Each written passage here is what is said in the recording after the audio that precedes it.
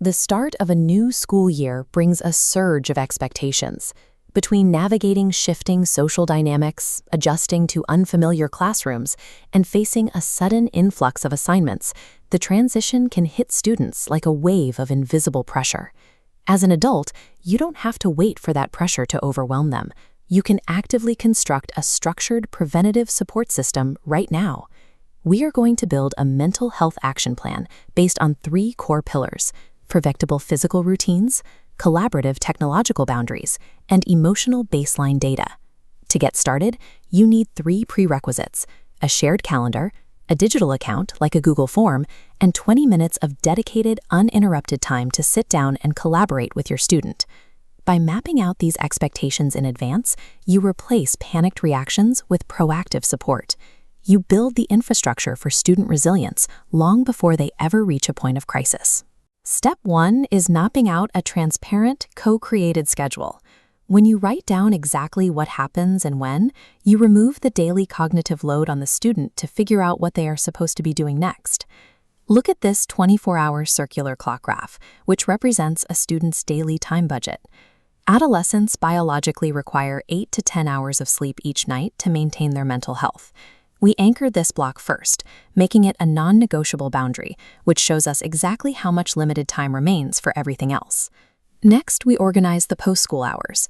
Instead of enforcing a blanket ban on screens, budget this time by splitting the block into proportional segments for analog focus, like reading or max sheets, and necessary screen time for digital assignments.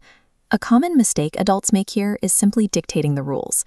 Instead, ask the student directly what they think the logical consequence should be if they break this agreement. For example, ask them what should happen if their homework isn't finished on time.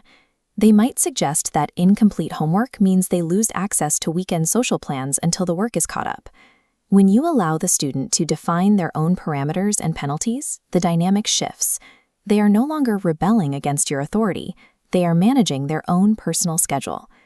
With the schedule set, we move to the second pillar, the daily mood check-in.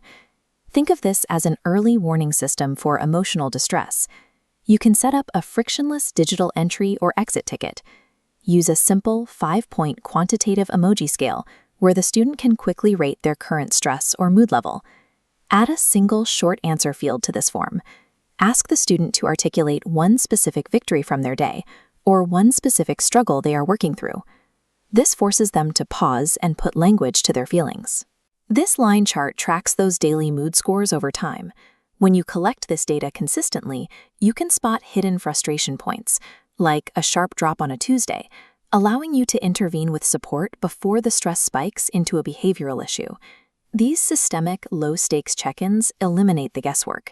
You turn invisible emotional struggles into visible, manageable data points. The third pillar involves how we communicate, specifically shifting away from generic praise and utilizing a technique called positive narration.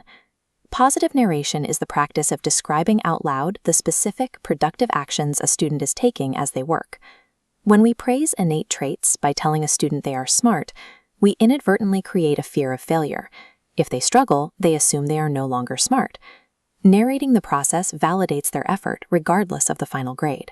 Instead of a vague, good job, use exact scripts like, I see you tried this math problem 2 different ways, or I notice you are checking your notes to figure out the next step. You can also model emotional regulation by narrating your own stress. When you feel overwhelmed, tell the student out loud that you are taking 5 deep breaths to calm down before continuing your task. Help them practice this same self-advocacy through role play. Give them a script to use at school so they know exactly what to say to a teacher if they need to ask for a deadline extension or a 5-minute decompression break. Finally, we reach the hardest tactical step for any caregiver: stepping back. You have to allow the student to experience small, safe failures without stepping in to rescue them.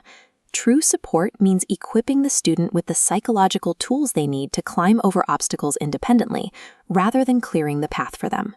We now have a complete mental health action plan: transparent schedules, collaborative boundaries, daily mood check-ins, and positive narration scripts.